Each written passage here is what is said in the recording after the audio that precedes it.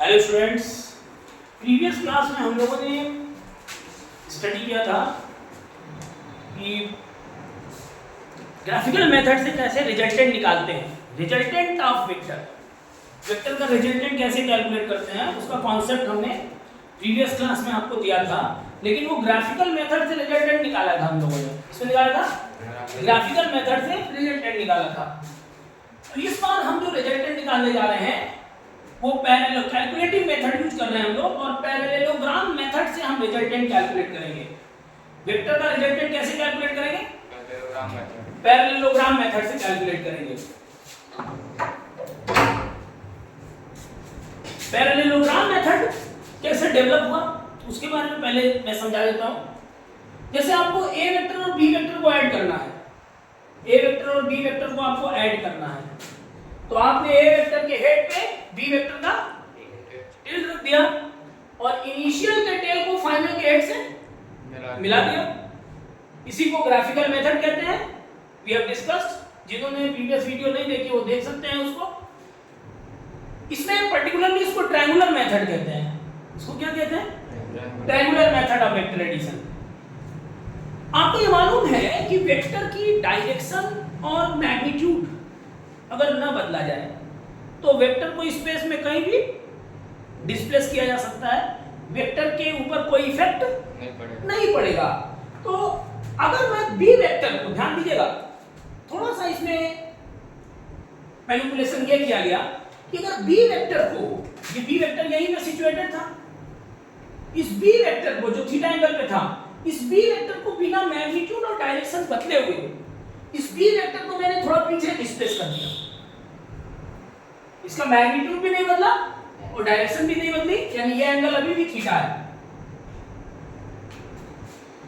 तो मुझे ये दिखाई दिया कि इसको अगर इसका कंस्ट्रक्शन एक पैरेललोग्राम में कर दिया जाए, यानी इसके पैरेलल ये लाइन खींच दिया, इसके पैरेलल ये लाइन, तो मुझे ये दिखाई दिया कि जो रिजल्टेंट है उसकी पोजीशन हमें चेंज नहीं करनी पड़ी।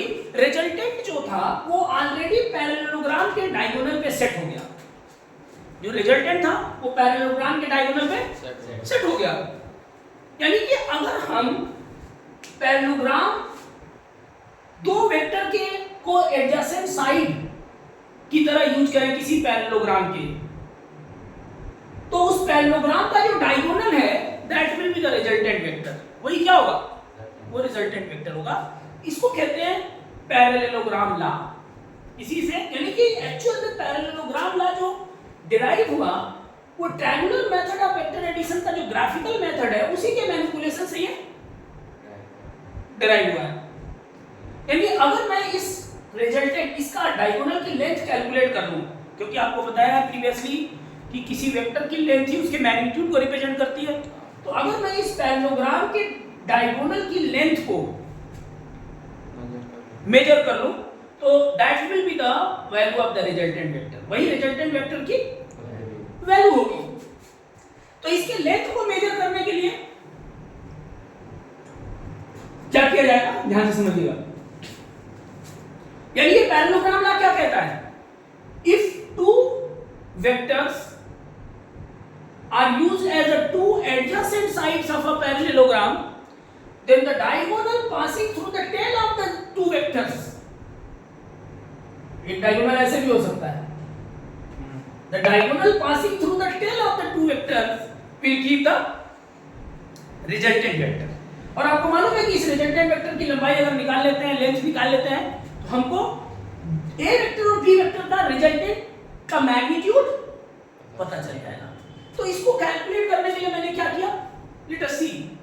आप देख सकते हैं यहां, अगर थोड़ा सा कंस्ट्रक्शन कंप्लीट करते हैं, O P Q T, तो ये राइट एंगल ट्रायंगल हो गया।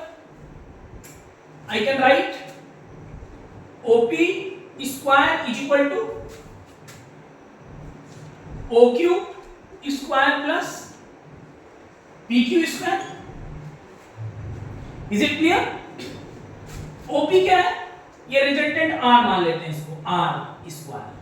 मैंने वेक्टर का सिंबल हटा दिया है, ये R स्क्वायर हो गया। Is it clear? R square. OQ क्या है? What is the value of OQ? OQ actual में OT plus TT OT plus TQ। तो OT की वैल्यू कितनी आप देख रहे हैं, तो ये OT प्लस TQ है, इज इट क्लियर। और PQ हमें अभी कैलकुलेट करना होगा, PQ स्क्वायर। इसको इक्वेशन 1 मान लेते हैं, suppose this is the equation 1।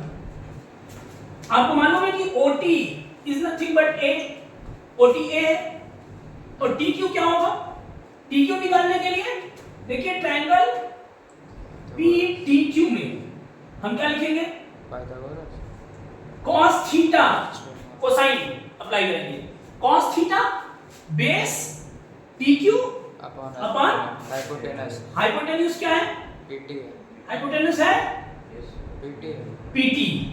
Thus we can see that TQ is equal to PT cos theta, यानी TQ क्या हो गया,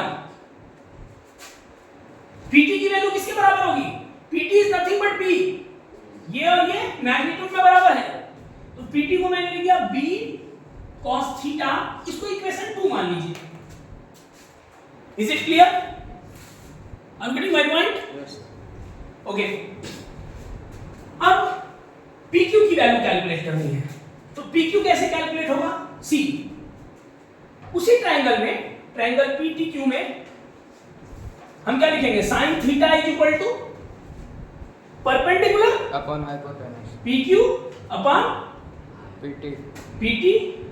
Thus PQ can be written as PT sin theta. What is the value of PT?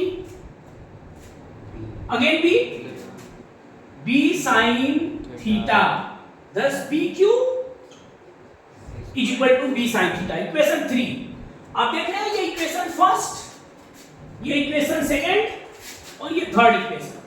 Bye first second and third, by first second and third equation अगर इनका हम use करते हैं तो क्या है value, R square is equal to OT put करते हैं। अच्छा, इस OT की वैल्यू हम A जान रहे हैं, A प्लस TQ क्या है, B cos theta the whole square plus B sin theta the whole square. Are you getting my point? Thus R square is equal to A square plus B square cos square theta plus 2AB cos theta plus B square sin square theta। Are you getting my point? B square यहाँ common है, बाहर ले लेंगे तो अंदर क्या आएगा, cos square theta plus that is 1। Thus R square can be written as A square plus B square common लिए, ब्रैकेट में cos square plus sin square theta 1 हो गया, तो only B square हो गया plus 2AB cos theta। That is the resultant vector is given by under root A square plus B square plus 2AB cos theta। यानी अगर दो vector देखिए, keep in mind this is the equation for the resultant, अगर दो vectors A और B एक दूसरे से थीटा एंगल पर हैं तो उनका रिजल्टेंट क्या बनता है, under root A square plus B square plus 2AB cos theta. अब बात करते हैं डायरेक्शन की, उसका डायरेक्शन किधर होगा, ये रिजल्टेंट मान लीजिए कि ये डायरेक्शन अल्फा, ये अल्फा एंगल बन रहा है, कितना बन रहा है, अल्फा एंगल। तो इसकी डायरेक्शन निकालना है, रिजल्टेंट A वेक्टर से कितना एंगल बना रहा, अगर ये आपको कैलकुलेट करना है, you can apply again in triangle OPQ। Triangle OPQ में आप फिर लिख सकते हैं tan alpha is equal to perpendicular upon base OQ। What will be the value of the tan alpha? PQ is B sin theta, as we have found here, B sin theta upon OQ क्या है, basically OQ क्या है, A plus B cos theta, A plus B cos theta। तो इस equation से आप direction निकाल सकते हैं, और ये जो इक्वेशन मैंने दिया, इस इक्वेशन से आप मैग्नीट्यूड निकाल सकते हैं। तो पैरेललोग्राम मेथड आप रिजल्टेंट के लिए under root A square resultant magnitude के लिए under root A square plus B square plus 2ab cos theta use कर सकते हैं और डायरेक्शन के लिए b sin theta upon a plus b cos theta use कर सकते हैं।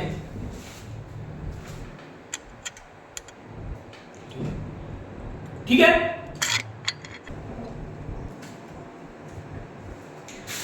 देखिए ये जो पैरेललोग्राम लगा हमने आपको सिखाया, इसका एक्सपेरिमेंटल वेरिफिकेशन यहां से हो सकता है। Is it visible?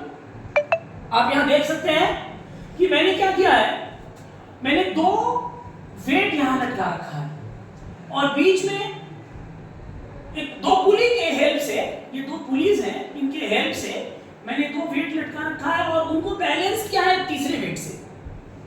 Are getting my point? ये जो तीसरा वेट आपको दिखाई दे रहा है एक्चुअल में यही रिजल्टेंट होना चाहिए। अगर इन दोनों वेट का ये रिजल्टेंट है तभी तो ये बैलेंस कर रहा है सिस्टम को। Are you getting my point? तो ध्यान दीजिएगा, इसको मैं अभी वेइंग मशीन से वे करके मैंने इसको चेक किया है। इट इज अप्रोक्सीमेटली ये आ रहा है 56 ग्राम है और इसको जो मैंने वे किया है ये 55 ग्राम आ रहा है, 55। और ये जो बैलेंस हो रहा ये 102 ग्राम आ रहा है। तो आइए हम ये चेक करते हैं कि क्या हमने जो दो फोर्सेस, क्योंकि अगर 55 ग्राम है तो इसके करेस्पॉन्डिंग 55 ग्राम वेट का फोर्स स्ट्रिंग में टेंशन के फॉर्म में अप्लाई होगा जो यहां पर काम कर रहा है। एक फोर्स ये, दूसरा अगर ये 56 ग्राम है तो 56 ग्राम वेट के बराबर का जो टेंशन है वो स्ट्रिंग में डेवलप हो गया है और जो स्ट्रिंग पर काम कर रहा है। तो ये पैरेललोग्राम मेथड से अगर देखा जाए तो ये जो दो फोर्सेस हैं इनका जो रिजल्टेंट है, अगर मैं इनको दो एडजेसेंट, क्योंकि दोनों की वैल्यू अप्रोक्सीमेटली इक्वल है, थोड़ा बहुत आगे पीछे है, तो इन दोनों के को बैलेंस करने वाला ये जो फोर्स है 102 ग्राम, ये 102 ग्राम इन दोनों के इक्विवेलेंट होना चाहिए। Are you getting my point? अगर ये एंगल है, इसको मैंने मेजर किया, इसको मैंने मेजर किया है, इसकी वैल्यू आ रही है अप्रोक्सीमेटली 45 डिग्री। यानी कि आप ये देख सकते हैं कि पैरेललोग्राम मैं इसको कंप्लीट कर सकता हूं एज अ पैरेललोग्राम। और क्योंकि ये बैलेंस हो रहा है इससे, इसका मतलब इन दोनों का रिजल्टेंट जो इधर लग रहा है, कहीं इस डायरेक्शन में लग रहा है,